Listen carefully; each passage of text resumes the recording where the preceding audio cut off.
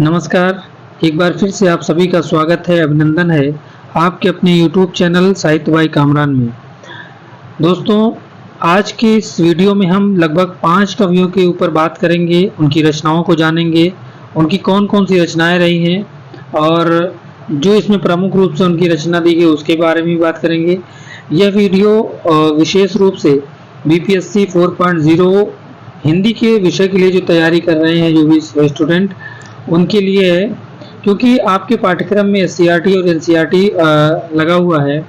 तो ये जो वीडियो है जिन कवियों के ऊपर वो एससीईआरटी से लिए गए हैं, क्लास 12 आरओ से।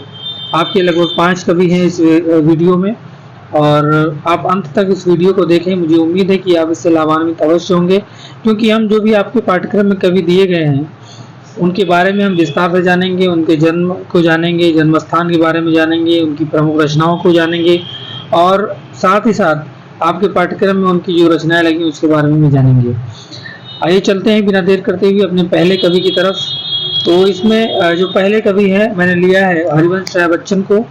इनका जन्म 1907 ईस्वी को इलाहाबाद में हुआ था और इनकी प्रमुख रचनाओं में मधुशाला है, मधुबाला है, मधु कलश है, निशा निमंत्रण, एकांत संगीत, आकुल अंतर, मिलन यामिनी और सतरंगिणी, आरती और अंगारे, नए पुराने झरोखे, टूटी फूटी कड़ियाँ, ये काव्य संग्रह इनके है।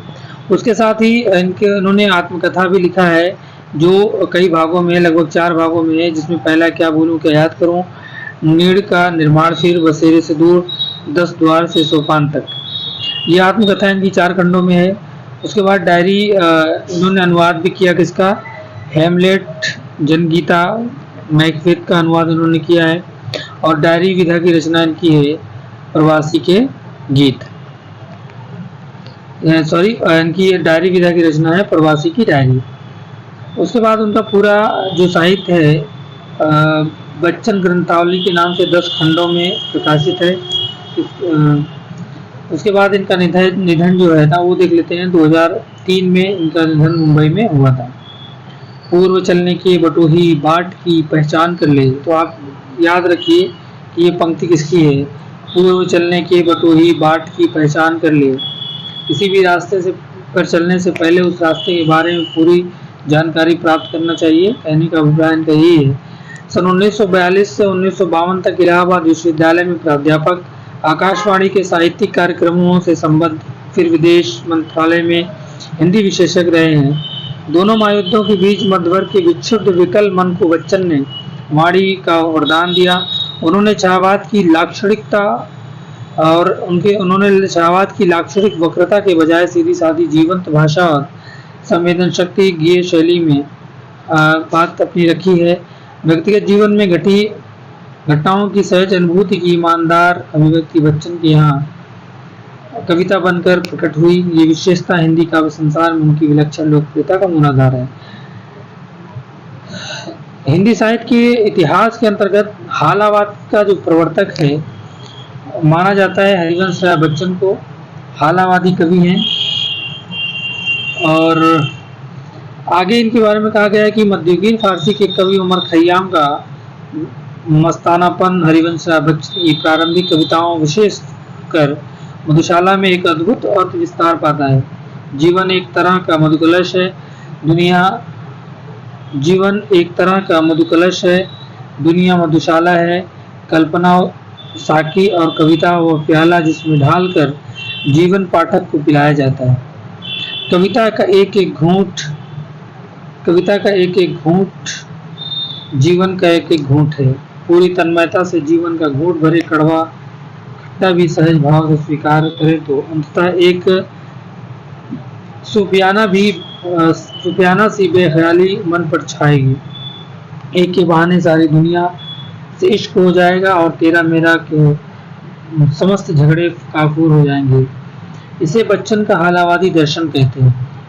तो हालावाद के प्रवर्तक हरिवंश राय बच्चन माने जाते हैं। ये सारी चीजें आपको ध्यान देने के लिए है ताकि एग्जाम में कोई किसी तरह की समस्या आपको ना हो। ये बात ध्यान देने योग्य है कि उनकी वो संबंधी कविताएं जो बाद में लिखी गई उनका मूल्यांकन अभी तक कम ही हो पाया है। बच्चन का कवि रूप सबसे विख्यात है। पर उन्होंने कहानी, नाटक, डायरी आदि के साथ बेहतरीन आत्मकथा भी लिखी। तो जैसा कि मैंने बताया कि हिंदी साहित्य के इतिहास में अगर इनको सबसे ज़्यादा अगर प्रसिद्धि मिली है तो आत्मकथाकार के रूप में, जिनके आत्मकथा को 4 खंडों में विभाजित किया गया है और इसको हमने आगे देख लिया है। दूसरी बात यह है कि ये हिंदी साहित्य के इतिहास के अंतर्गत हालावाद के प्रवर्तक माने जाते हैं। आपके पाठ्यक्रम में जो इनकी कविता लगी हुई है वो इनकी आत्म परिचय के नाम से, जो निशान निमंत्रण इनका जो काव्य संग्रह है उसमें संग्रहित है। तो आपको क्या जानना है, आत्म परिचय किसकी कविता है? तो हरिवंश राय बच्चन की आत्म परिचय कविता किस संग्रह में? निशान निमंत्रण में। उसके बाद अपने को जानना दुनिया को जानने से ज्यादा कठिन है।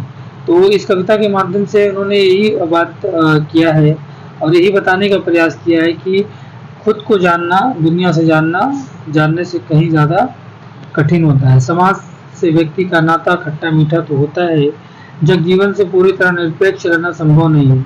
ये जो कविता है ना, उसका सारांश है कि दुनिया अपने व्यंग्य, बाढ़ और शासन प्रशासन से चाहे जितना कष्ट दे, पर दुनिया से कटकर मनुष्य रह भी नहीं पाता।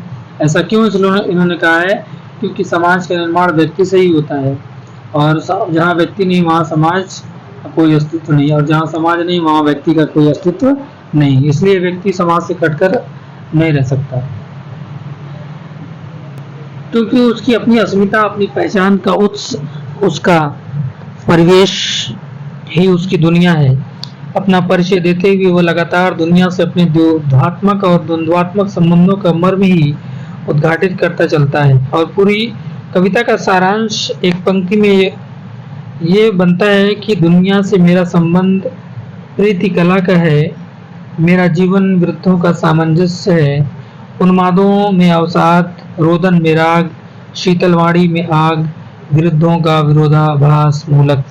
सामंजस्य साधते साधते ही वो बेखुदी, वो मस्ती, वो दीवानगी व्यक्तित्व में उतर आई है कि दुनिया में हूँ, दुनिया का तलबगार नहीं हूँ, बाजार से गुजरा हूँ, खरीदार नहीं हूँ। तो ये जो पंक्ति है वो थोड़ा सा हाईलाइट करने वाली है, इसको याद रखिएगा कि दुनिया में हूँ, दुनिया का तलबगार नहीं हूँ, बाजार से गुजरा हूँ, खरीदार नहीं हूँ। किसने कहा है? तो हरिवंश राय बच्चन ने कहा। उसके बाद जैसा कुछ कहने का ठस्सा पैदा हुआ है, ये ठस्सा ही छायावादोत्तर गीतकाव्य का प्राण है। तो जो हरिवंश राय बच्चन है वो हिंदी साहित्य के इतिहास के अंतर्गत छायावादोत्तर कवि माने जाते हैं।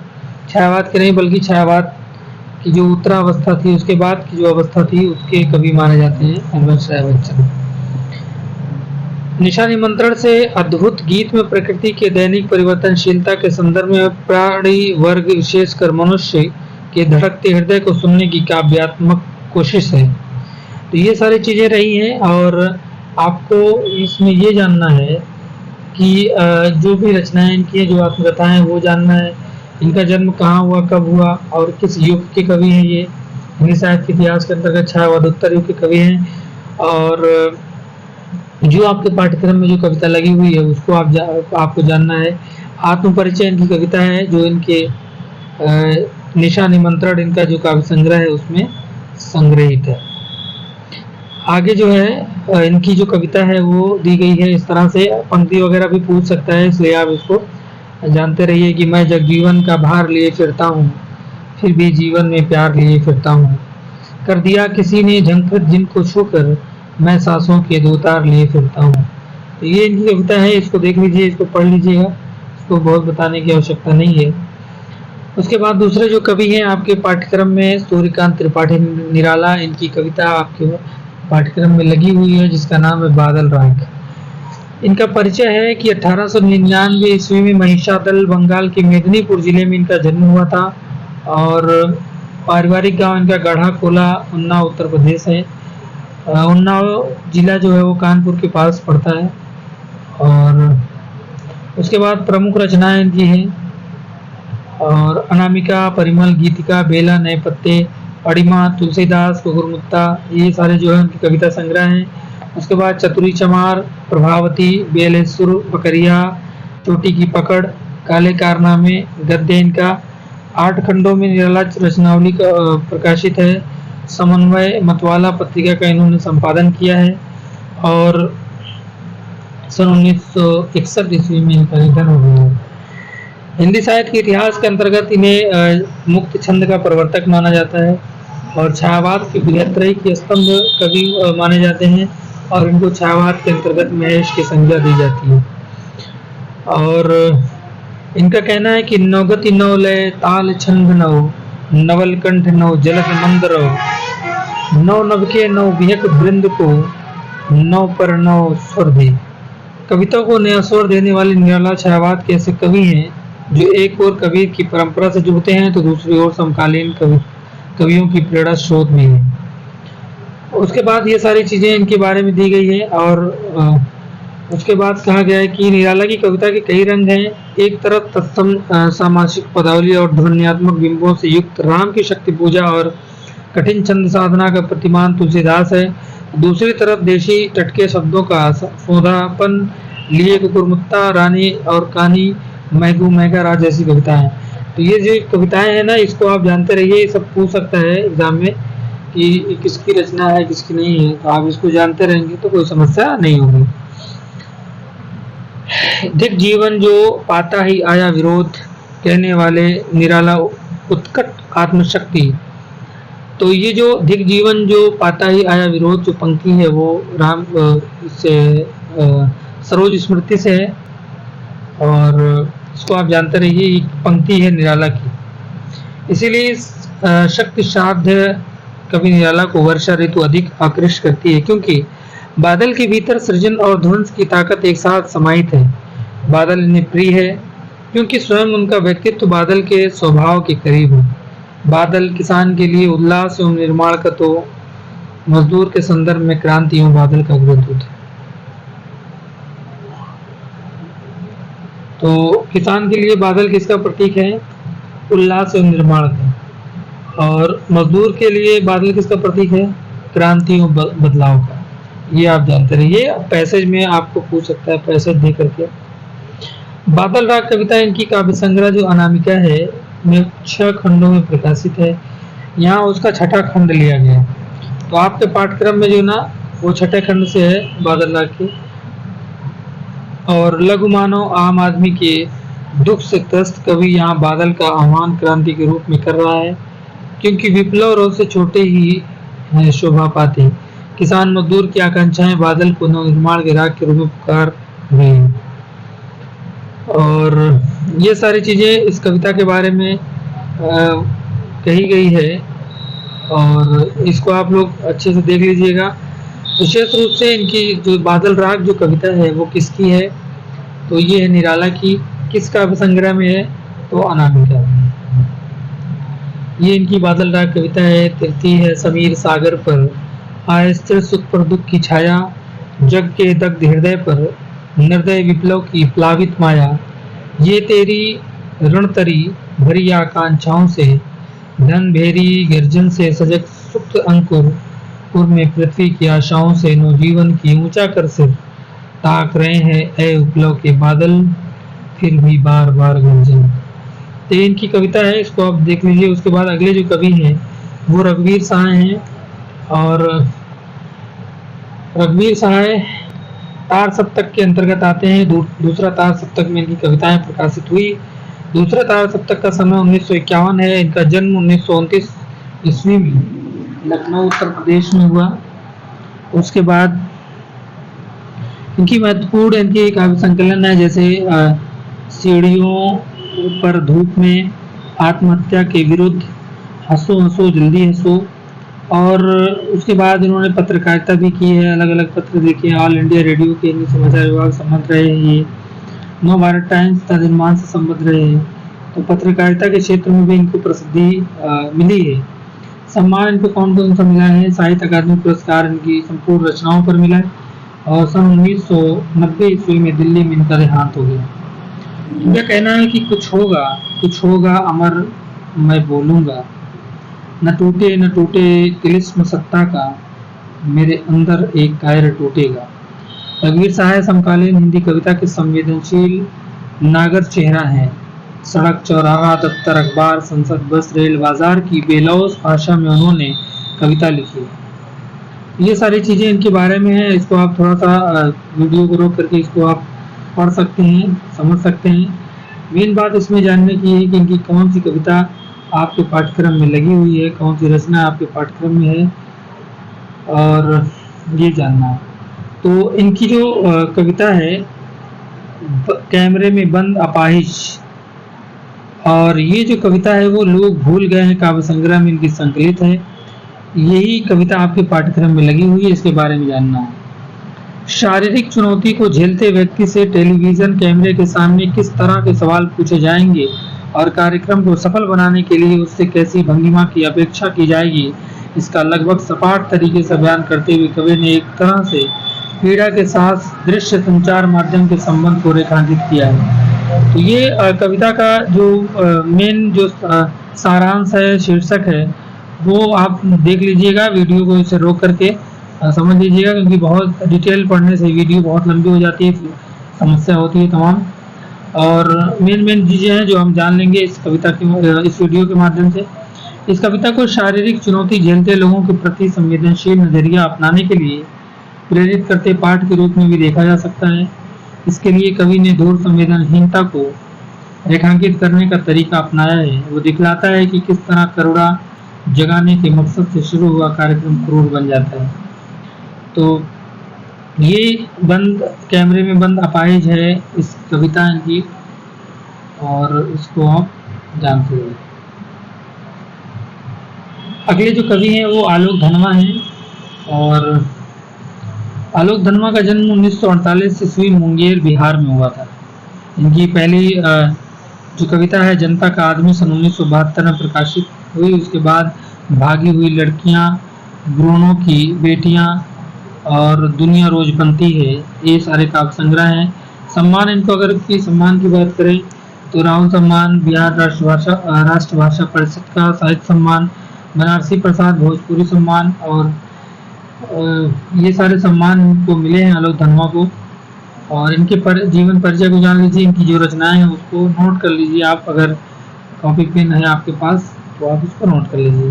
खासतौर से जो बीपीएससी 4.0 की तैयारी कर रहे हैं, और कुछ बच्चे इसमें पूछते हैं कि बीपीएससी 4.0 क्या है।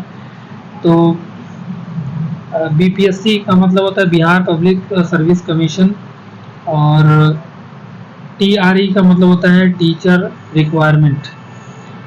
4.0 इसलिए क्योंकि चौथी बार ये एग्ज़ाम होना है, इसलिए 4.0 है। तो बिहार टीचर के लिए स्पेशली है ये पाठ्यक्रम उन्हीं का है, उन्हीं के पाठ्यक्रम पर ये आधारित जो कवि हैं और रचनाएं हैं। तो इसलिए जो बीपीएससी 4.0 की तैयारी कर रहे हैं उनके लिए महत्वपूर्ण है। आप अंत तक वीडियो को देखा करें, जो भी इम्पोर्टेंट चीज़ लगा करें उसको आप नोट कर लिया करें। जहाँ नदियाँ समुद्र से मिलती हैं वहाँ मेरा क्या है, मैं नहीं जानता लेकिन एक दिन जाना है उधर। इसमें बहुत गहराई है इस पंक्ति में, आप इसको जानते रहिए किसकी है, आलोक धनवा की। जहाँ नदियाँ समुद्र से मिलती है वहाँ मेरा क्या है, मैं नहीं जानता लेकिन एक दिन जाना है उधर। और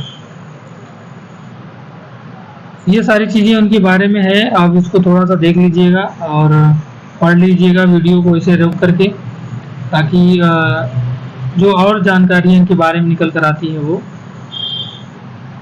आपके पाठ्यक्रम में। जो इनकी कविता लगी हुई है इसका नाम है पतंग, और इनका एकमात्र काव्य संग्रह जो बहुत प्रसिद्ध है, एक लंबी कविता है जिसके भीतर तीसरे भाग को पाठ्य पुस्तक में शामिल किया गया है। यानी इस पाठ्यक्रम के अंदर इसका जो तीसरा भाग है पतंग का, वो शामिल किया गया है। पतंग के बहाने इस कविता में बाल सुलभ इच्छाओं एवं उमंगों का सुंदर चित्रण किया गया है। बाल क्रियाकलापों एवं प्रकृति में आए परिवर्तन को अभिव्यक्त करने के लिए सुंदर बिंबों का उपयोग किया गया है। और पतंग बच्चों की उमंगों का रंग बिरंगा सपना है। आसमान में उड़ती हुई पतंग ऊंचाइयों की वे हदें हैं बालमन जिन्हें छूना चाहता है। तो ये बालमन का जो सजीव चित्रण इन्होंने अपने इस कविता पतंग के माध्यम से किया है। हम आप में से सारे लोग जो है ना कहीं बचपन में वो सारे खेल खेला करते थे, इसीलिए कहा जाता है कि बचपन के वो क्या दिन थे, तब तो सिर्फ खिलौने ही टूटा करते थे, पाँव मार के बारिश के पानी में अपने आप भिगोया करते थे। अब तो एक आंसू भी रुसवा कर जाता है, तब तो दिल खोल के रोया करते थे। तो बचपन की कुछ यादें हैं इस कविता में, और आलोक धनवा ने बाल मन का जो सजीव चित्रण है वो करने का प्रयास किया है, इसलिए इनके बारे में थोड़ा बहुत जान लीजिए। इतना जानते रहिए कि पतंग किसकी रचना है, तो आलोक धनवा की। अगले कवि हैं कुंवर नारायण। ये तार सप्तक के यानी तीसरे तार सप्तक के कवि माने जाते हैं कुंवर नारायण। इनका जन्म 19 सितंबर सन 1927 को उत्तर प्रदेश में हुआ था। इनकी प्रमुख रचनाएं जैसे चक्रव्यूह है 1956, परिवेश, हम तुम, अपने सामने कोई दूसरा नहीं, इन दिनों काव्य संग्रह इनके हैं। उसके बाद आत्मजयी है इनका प्रबंध काव्य, आकारों के आसपास इनका कहानी संग्रह है, आज और आज से पहले इनकी समीक्षा है, मेरे साक्षात्कार इनका सामान्य से रचना है इनकी। अगर पुरस्कारों की बात करें तो इन्होंने साहित्य अकादमी पुरस्कार प्राप्त किया है, कुमारन आसन पुरस्कार, व्यास सम्मान, प्रेमचंद पुरस्कार, लोहिया सम्मान, कबीर सम्मान और ज्ञानपीठ पुरस्कार भी इनको मिला है। सन 2017 में इनका दिल्ली में देहांत हो गया। इनका कहना है कि न जाने कब से बंद एक दिन इस तरह खुला घर का दरवाजा, जैसे गर्द से ढकी एक पुरानी किताब। उसके बाद गर्द से ढकी हर पुरानी किताब खोलने की बात कहने वाले कुंवर नारायण ने सन 1950 के आसपास काव्य लेखन की शुरुआत की। उन्होंने कविता के अलावा चिंतनपरक लेख, कहानियां और सिनेमा तथा अन्य कलाओं पर समीक्षाएं भी लिखी हैं, किंतु कविता की विधा को उनके सृजन कर्म में हमेशा प्राथमिकता प्राप्त हुई है। तो इनकी जो रचना है आत्मजयी, इन्होंने इससे बहुत प्रसिद्धि प्राप्त की है, और बहुत सारे आलोचक मानते हैं कि इनकी कविता में व्यर्थ का उलझाव, अखबारी सतहीपन और वैचारिक धुंध के बजाय संयम, परिष्कार और साफ सुथरापन है। तो ये सामान्य जानकारियां हैं इनके बारे में, इसको आप लोग पढ़ सकते हैं। ये बहुत इंपॉर्टेंट नहीं एग्जाम के दृष्टिकोण से, लेकिन फिर भी आप अगर वीडियो देख रहे हैं तो आप इसको रोक करके थोड़ा बहुत इसका विस्तृत अध्ययन कर सकते हैं। कुंवर नारायण जी पूरी तरह नागर संवेदना के कवि हैं। विवरण उनके यहाँ नहीं के बराबर है, पर व्यक्तिक और सामाजिक वाकों का तनाव पूरी रंजकता में सामने आता है। ये सारी चीजें हैं, और इनकी जो कुंवर नारायण की दो कविताएं ली गई हैं, कविता के बहाने, जो इन दोनों संग्रह से ली गई है। इन दिनों काव्य संग्रह इनका है, और इनकी कविता है कविता के बहाने।